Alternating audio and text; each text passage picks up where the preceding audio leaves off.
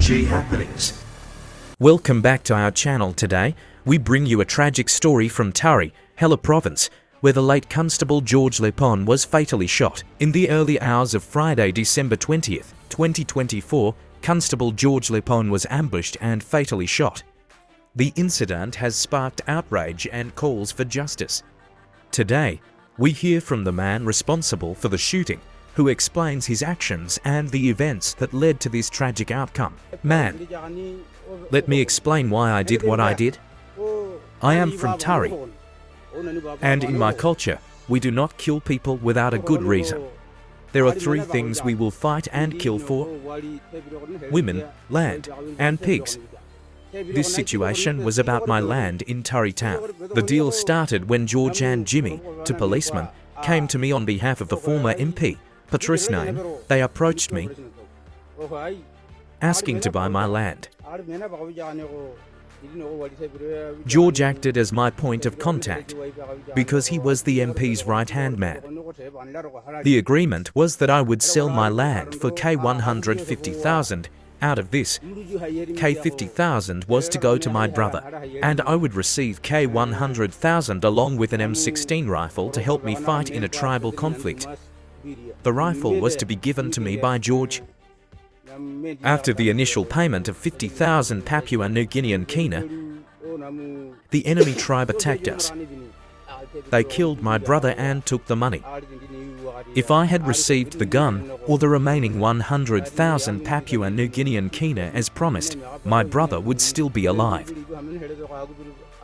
Despite this, I kept asking George and Jimmy to fulfill their end of the deal. Instead, they only gave me 7,000 Papua New Guinean kina and told me to clean the area. While I was working on the land, the same enemy tribe attacked me again, and I ended up in the hospital. Even as I recovered, I kept asking George for the money and the rifle. Instead of helping, he became aggressive toward me.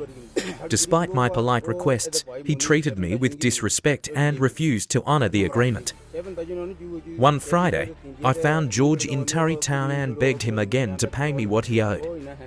Instead of listening, he beat me up in public, humiliating me in front of everyone. I went home feeling powerless and disrespected. I called on local leaders and requested a meeting with the provincial police commander PPC and George to discuss what had happened. But my request was ignored by the PPC. The police treated me like I was nothing because I had no power or weapons. George acted like he was above the law. He broke our agreement, disrespected me on my own land, and left me with no way to defend myself or my family. After losing my brother, being attacked twice, and enduring public humiliation, I couldn't take it anymore. So, I took action, my brothers and I killed George. This was not an act of random violence, it was because George's actions forced me into a corner. George was corrupt and doing illegal deals for politicians. He thought he could mistreat me and break his promises without consequences. If he had kept his word, none of this would have happened.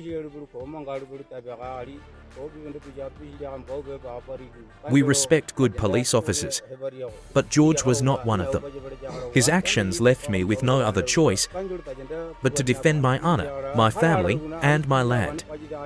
This tragic story highlights the complexities of land disputes and the consequences of broken promises. The community is now calling for justice and accountability.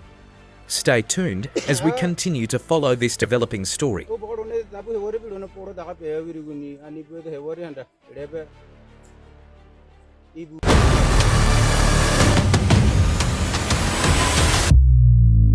PNG happenings.